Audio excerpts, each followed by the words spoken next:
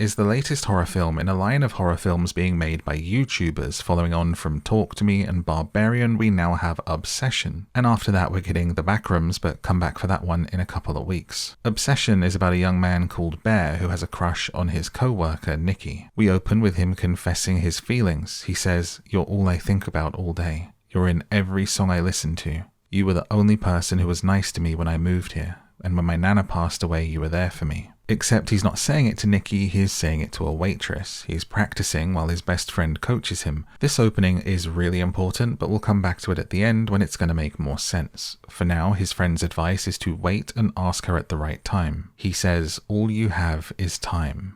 Sadly, Bear's cat is dead in the next scene after getting into his grandma's pills.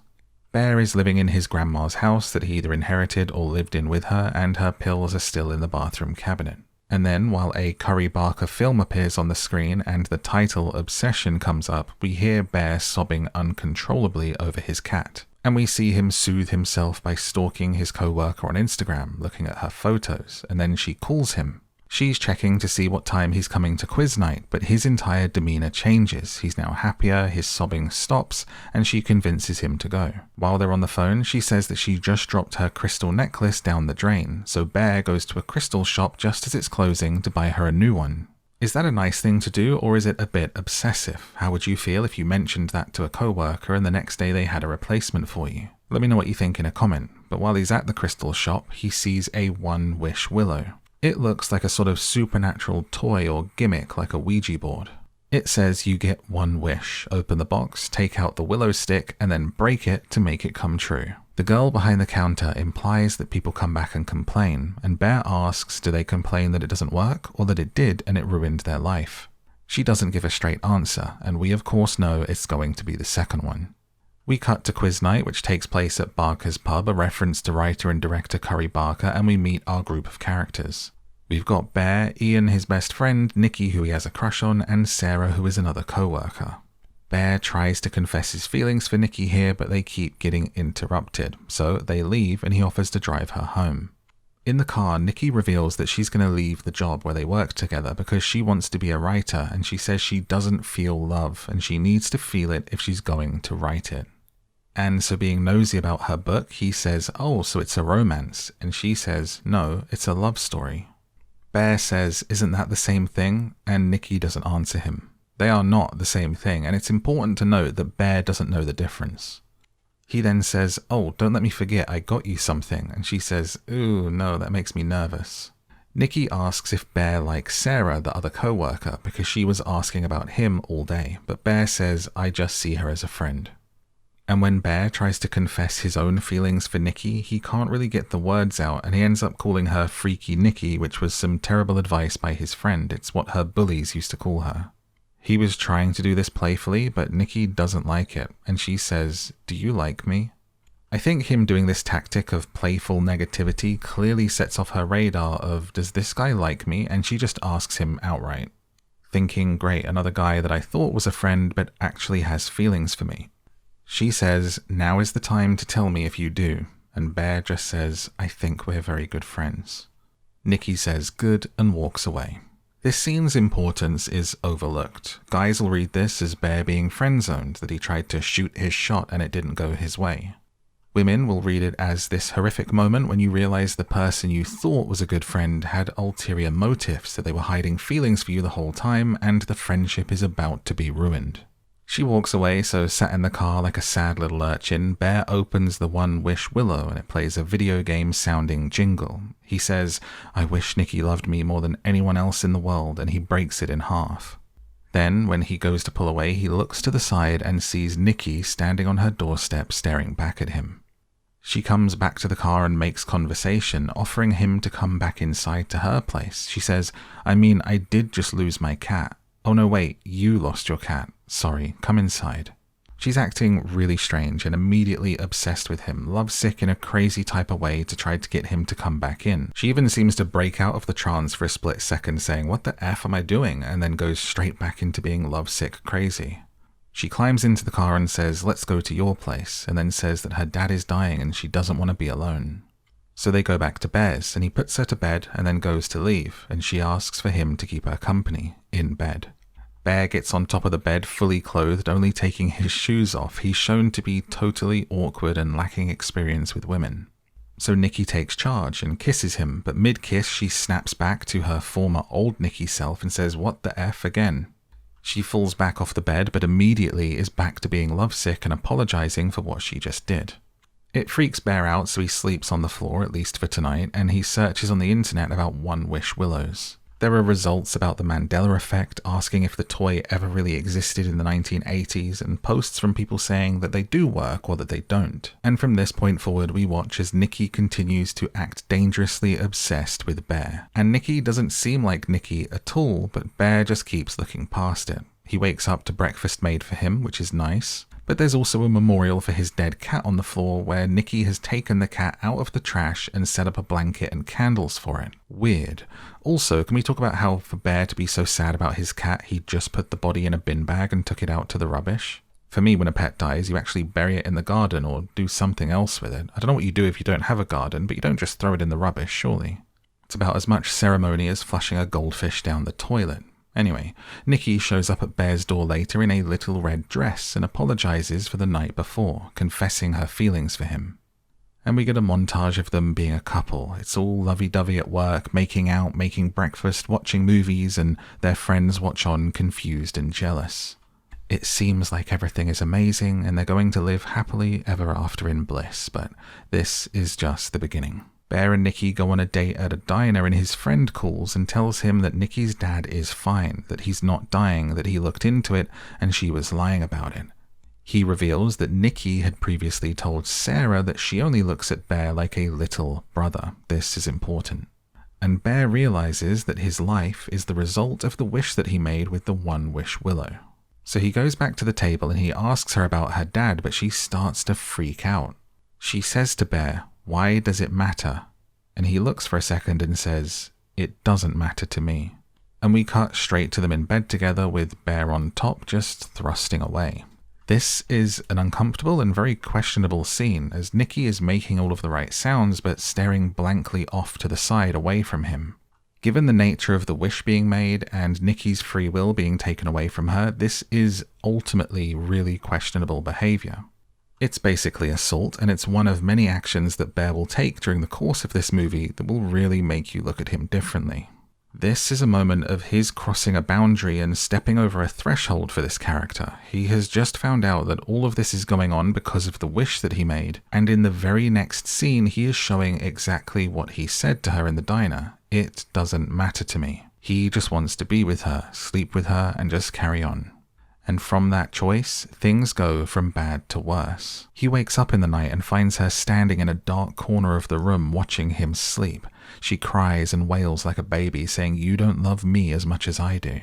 Her face in that dark corner looks distorted and old, and when she finally comes back to bed, she's hiding her face behind flowers. She slowly reveals that she's back to normal Nikki face and then gets into bed with him, and she screams at him when he tries to get out of the bed. It continues. She cuts his hair while he sleeps. When he tries to go to work, the door is covered in tape. And when he actually goes out of the door, she just stands completely still with a creepy smile on her face, staring at the door, to the point where she just pees herself while waiting for him to come home. At work, Bear eats the packed lunch that she prepared, and inside are Polaroids. One of him says "you," and one of her says "not me." And after he eats some of his sandwich, he finds out that it's his own cat which has been put into the sandwich. Things are going from bad to worse very quickly, and it's clear that Nikki is not herself, and the photo implies that she's not Nikki at all. So Bear calls the customer service number on the box for the One-Wish Willow, and he gets a guy that sounds tired, bored, and pretty uninterested. Fun fact, it's the voice of the writer and the director, and Bear asks if he can alter the wish. The guy says, "No, are you wanting to cancel it?" And he says, No, I don't want to cancel it, I just want to alter it. He's told you can't do that. Bear asks if it's real, and then clarifies he doesn't mean the wish, he knows that's real. He wants to know if her love for him is real. The guy answers, "Just because you chose this for her doesn't make it less real." So Bear says, "Okay, I want to cancel." And then he's told they don't do that. that the only way it can be cancelled is if he dies. It's very telling that Bear didn't actually want to cancel it at first, he just wanted to alter it. He wants Nikki to love him, even if it means it's against her free will. He asks the customer service guy what it is when she does this freak out where she kind of breaks out of the trance for a second, and the voice on the line says, "Do you want to talk to her?" And we hear Nikki, the real Nikki, screaming down the phone line over and over again. And Bear hangs up. So where is the real Nikki, and who is inside her body? We'll come back to this as we go through. For now, Bear returns home and finds Nikki still standing exactly where he left her, and she looks disgusting. She's urinated, it looks like she's perhaps eaten her own feces and thrown up whilst standing there just waiting for him to come home. When they go to a party, she reads a creepy short story that she wrote about Hansel and Gretel. Except in Nikki's story, Hansel and Gretel are married, even though they're brother and sister. This is intentional because Nikki sees Bear as a little brother, but in this movie, in this story, they're being forced to be a couple. And it's wrong, it's meant to feel wrong, and this is confirmed by the writer as the intention behind that short story. It's a very creepy short story that shows how Gretel is obsessed with Hansel, and just how obsessed Nikki is with Bear, and it ends with, "It's a love that only the branch of a willow tree could conjure." I think this is a really big clue to the origins of the One-Wish Willow, and it's the best that we get through the whole movie. The story of Hansel and Gretel brings to mind witches and witchcraft, and Nikki says that the love is conjured by the branch of a willow. This, of course, references the One-Wish Willow, which has a stick inside that you break to make the wish. Is this the film's way of telling us where these wishes actually come from, that the product is created by a witch? And as part of this drinking game they're playing that seems to be Jenga with dares written on it, Bear gets the dare to kiss the person to his left, and Sarah is sat right next to him.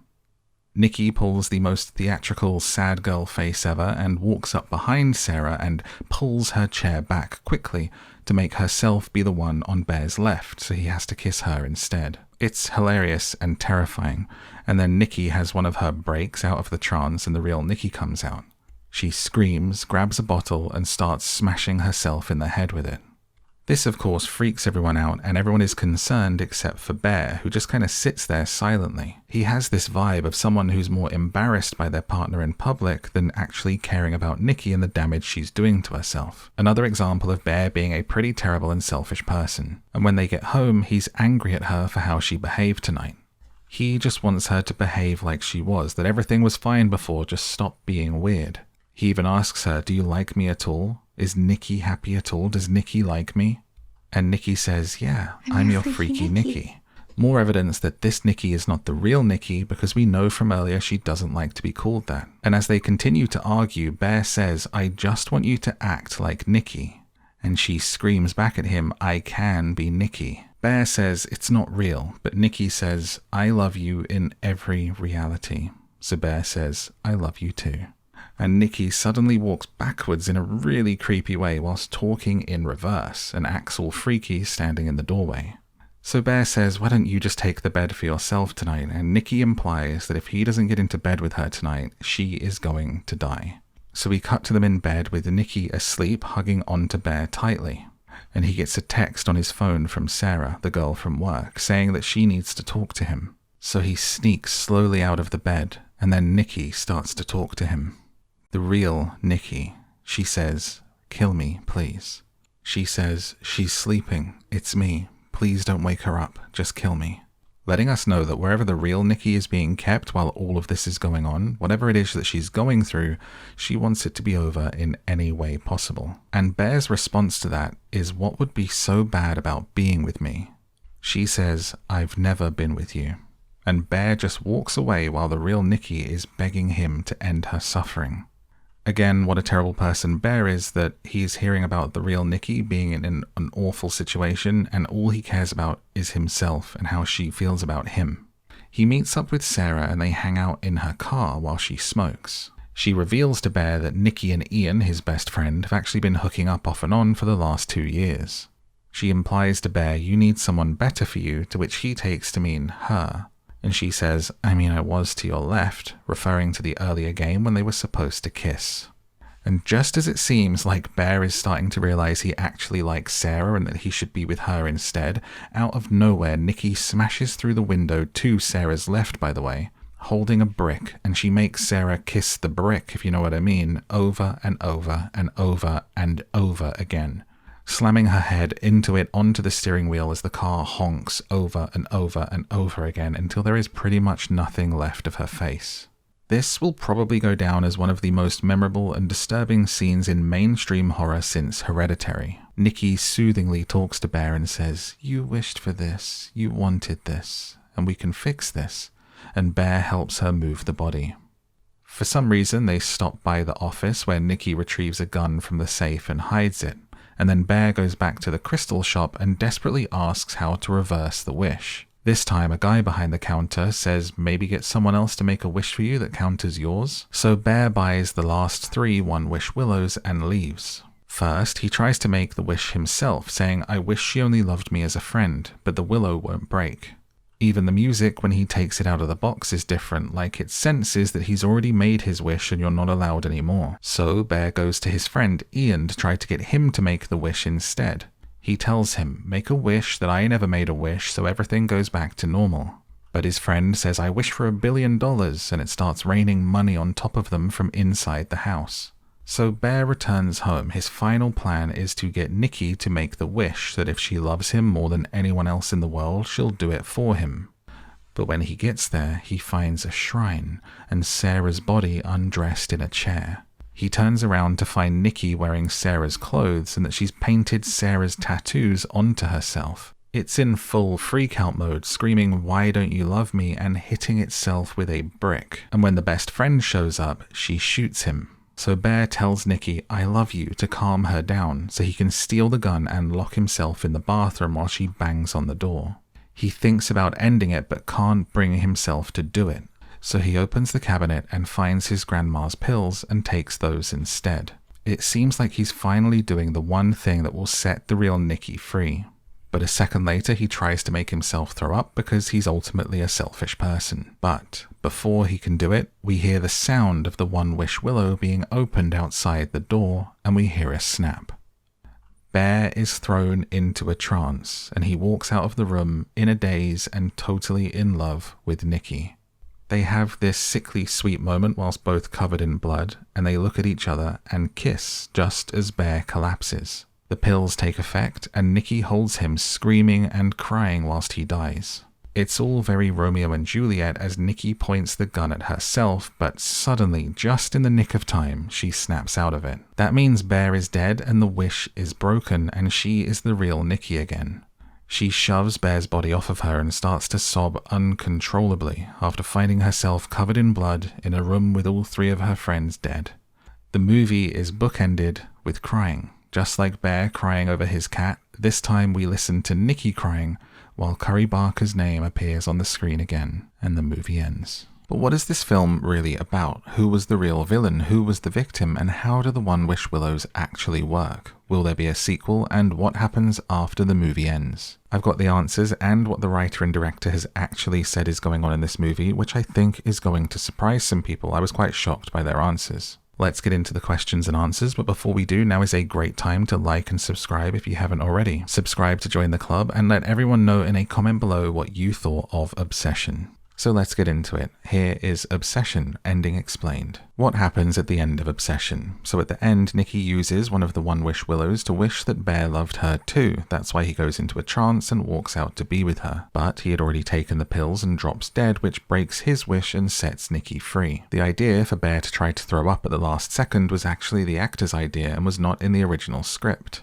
Curry Barker's script had Bear actually choosing to do the right thing at the end, but the actor seemed to understand the character more than the writer and suggested one final cowardly move.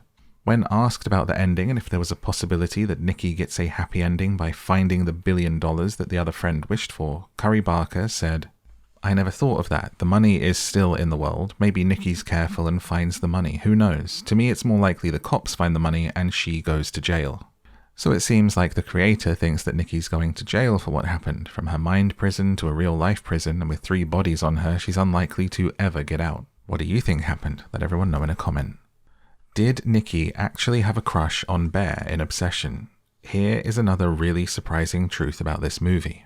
My read on this is that Bear was the nice guy friend that ruins the friendship by admitting his feelings for the girl who just wants to be friends. To me, that is the more interesting and creepy story to tell. It's relatable, it taps into a very real thing that women go through that I don't think's been represented in quite this way before. But Curry Barker, writer and director who created all of this, has said this in an interview. He said, "When writing this, I asked myself, what if Nikki does actually have a crush on Bear? You can see the look when she looks at him. She was a little disappointed that he didn't say it. If he just did the thing that he was building up to, maybe he would have got with her." Sorry, what? This answer is so confusing to me, and it goes against everything that we actually saw in the movie, and to me the whole point of the story. To the creator, the movie is based more in Bear's fear of being cringe and not taking the shot, and that Nikki maybe, just maybe, would have gone out with him. Hot take, but did the creator actually miss their own point that they'd stumbled upon, or is it the rest of us who are wrong? I think the much stronger and scarier story is if it's centered on the idea that Nikki does not like Bear at all, only as a friend or a brother, which is implied many times in the movie itself. That's why the reaction is so visceral to the wish, because it's so at odds with the true version of herself. So for the writer to come out and just say, yeah, maybe if you asked her it would have been fine, is not only really opposed to what most people's read on the story is, but fundamentally misunderstands love and romance in the same way that Bear does in the story. I think it also, in some ways, completely misses the point of Nikki's agency and her free will, because that character does not seem to like Bear at all. It plays a little bit into the idea of it being the man's choice and that he just had to man up and ask her and maybe he would have got what he wanted. And this isn't the only thing that has me thinking the writer and director is a little confused about their own story, so stay tuned for the rest of these questions and my review at the end. Will there be a sequel? Curry Barker has said that he's thinking about it and that a cool idea would be a TV show where every episode is a different person and a different wish and watching how it plays out. He's also said that none of the characters from the movie would return, for obvious reasons, for 3 out of 4 of them at least, let's be real. But would you like to see a Nikki return? Because I think the way people are hyping up this performance in the movie, it's very hard to do a sequel or a follow-up without Indy Navarrete. I'd also be pretty surprised if you don't see this turn into a franchise because of how people are talking about it. Do all wishes go bad in the world of Obsession? Curry Barker got the idea for Obsession from watching The Simpsons, the Treehouse of Horror episode with the monkey's paw. It grants wishes, but they all go bad. The Monkey's Paw is from a 1902 horror story short by W. W. Jacobs. A man brings home a mummified monkey's paw that grants 3 wishes to 3 men. But they all come true in the most horrific way. The main character wishes for £200 to pay off his mortgage, but receives it as compensation for the death of his son in a horrible workplace accident. But in this world, the world of Obsession, not all wishes are bad. We see the $1 billion wish that would have worked out just fine. The writer has confirmed it's because Bear wished for a weird thing that this is a horror movie. He wished to override the free will of another person, and this is the result. Pointing out that the guy in the crystal shop says, "Hey, I used my one wish, man," and he seems to be fine. So while inspired by the monkey's paw, it doesn't actually follow the rules of the monkey's paw, and you can have a good wish outcome from a one-wish willow. What would you wish for? Drop it in a comment and maybe it'll come true. My wish is that you'd hit the subscribe button while you're down there. Was Nikki possessed by a demon, being controlled by a witch, or something else entirely? Obsession is actually not a demon movie or an entity movie. There is not anything inside her. A lot of people think there is an entity or a demon that takes over Nikki, including myself whilst watching the film. But Curry Barker has said it's not a possession story. This is just what happens when you make a wish that tries to override someone's free will. That Bear's bad wish causes this freaky Nikki version to exist because it's the version that he needs to love him. That all of those weird things that happen are just that version trying to force her to act that way. Personally, this is a bit more interesting that it's not an entity, but I also think the movie is again confused about what it wants to be. There is so much stuff in here that leads you, the audience, into believing that it's not the real Nikki and there is an entity or something that's taken over. She writes "not me" on the photo. She speaks in her sleep saying she's asleep, don't wake her. She screams, "I can be Nikki." She projectile vomits, she walks backwards, she talks backwards, those janky body movements. There's so much pointing to possession in Obsession. And yes, some of that stuff does work for Nikki to be talking about a version of herself that is superseding her actual self, but not some demon inside of her. I think hearing it's not a demon will confuse a lot of people. So there is no evil demon, there is no witch puppeting her, it's just Nikki. Who are the villains and who are the victims in Obsession? The world isn't always black and white, but people love to choose sides, so let's talk about it. Bear is the villain. He's unhealthily obsessed with Nikki. He stalks her social media. He admits to thinking about her all the time at the start. He overwrites her free will with a wish to be with her. He ignores the pleas of the actual real Nikki and continues to be with her. Even at the end, he can't bring himself to do the one thing that would set her free. And yes, he would be absolutely punching if they did really go on a date. Ian is also a villain. He's a bad friend. He's sleeping with the girl that his friend likes in secret, while at the same time coaching him on how to get with her, but also sabotaging it, telling him to call her Freaky Nikki, dismissing the views of the waitress who gives Bear actually good advice and seems to like what he's saying. He wishes for $1 billion instead of helping his friend, and he doesn't care about Nikki either. When Bear comes in with her, he's more excited, like, bro, did you do it last night? His own jealousy is just about himself and Nikki being his, not about any kind of romantic feeling for Nikki. Sarah is a villain. Just kidding. Sarah seems lovely and like a good friend to Bear, but she is in a similar situation. Her crush on Bear is unrequited. She likes Bear, but Bear doesn't like her, at least not at first. It's a reverse of Bear and Nikki, but also she does text Bear knowing he's with Nikki and kind of force him to go meet her in the middle of the night. That does ultimately lead to her end, which is mostly Bear's fault, but she's not entirely blameless. However, as a character, I would say she's pretty much an innocent party and a good person. Nikki is an innocent and a victim. The film goes out of its way to show her as a good person in the short time that we spend with the real Nikki right at the beginning. She doesn't let Bear pay for their drinks, she gives money to a homeless person, and we hear about how she's been there for Bear multiple times. The real Nikki that we don't get to spend a great deal of time with is forcefully shown to be worthy of real love and just a young lady trying to follow her dreams. But what do you think? Who do you like? Who did you hate? And who is to blame for everything? So now that we know everything that happens in this movie, here is a fun thing to look out for the next time you watch it. Did you notice that at the start of the film, the photo booth pictures actually spoil everything that's going to happen? In the first photo, it's blurred and distorted. Nikki does not look like Nikki at all. In the next photo, Nikki is alone with Bear and she looks unhappy and is flipping the bird. In the next photo, she's happy and grabbing onto Ian because they were secretly sleeping together, and Bear is now the one who looks unhappy. And in the last photo, Ian's eyes are crossed out while he flips the bird, and Nikki is staring at him while Sarah is laying down at the bottom of the picture, symbolic of how Ian and Sarah are both dead by the end of the film. My real quick review of Obsession is that I think it's a fun horror movie that is elevated by the performance of Indy Navarrete, and that is really what everyone should be talking about. As I pointed out through this Q&A section, I think the writing is a little confused and the creator doesn't seem to know his own story. If he really thinks that Nikki might like Bear, and it's being portrayed as a possession but it's not, it's raising some interesting topics, ideas and themes, but doing nothing with them.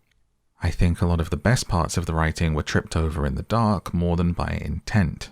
Again, this is a fun movie and I enjoyed it. It was made in just 20 days on a budget of less than $1 million and it deserves its success. I had a good time. But perhaps this is one of those occasions where it's better that the creator says less than saying too much. Let people decide for themselves what's going on here. Curry Barker, who created all of this, also said he wanted this movie to be a horror about codependence. That the seed of the idea was essentially The Monkey's Paw and a codependent horror movie. But I don't think it actually did either of those things. It doesn't follow the Monkey's Paw law, and it's not about codependence. If you want a great horror movie about codependence, watch Together with Dave Franco and Alison Brie. Without the central performance of Indy Navarrete really lifting this up, I don't think it's as good as people are saying. So does it deserve the hype, and is it worthy of the glaze? All of this leads me to say that some people are overhyping it in comments and videos on social media, saying it's the best horror movie ever. If you enjoyed it and you're that enthusiastic about it, that's really cool. But for me, that is not the case. And I think why I don't love it as much as everyone else is actually my fault. I might be too old for it. This film taps into a very Gen Z modern age fear for its horror. It's the fear of being cringe, the overbearing crazy girlfriend, the bear versus the man pun intended. How modern day dating whilst being able to stalk your crush on social media is fueling obsession, limerence, anxiety and control. These are all really interesting ideas that I think the writer has stumbled on but not fully explored in this movie. Nearly all of those points are for Indy Navarrete's performance, who absolutely carries this and is the main reason that you should see it. Everyone's going to be watching very closely what she does next. And that is Obsession Explained. If you've enjoyed this video, please like and subscribe for more like this. There are some more endings explained and reviews on the screen right now to click on. If you want more of me, check out the podcast where I read bedtime stories to help you sleep. It's called Down to Sleep on Spotify and everywhere you get podcasts. You can also check out my gaming channel and find all of the links that you need in the description, including where to listen to this episode as a podcast. Until next time, I've been MadMorph, you've been the Movie Club, and I'll see you in the next one. Good night.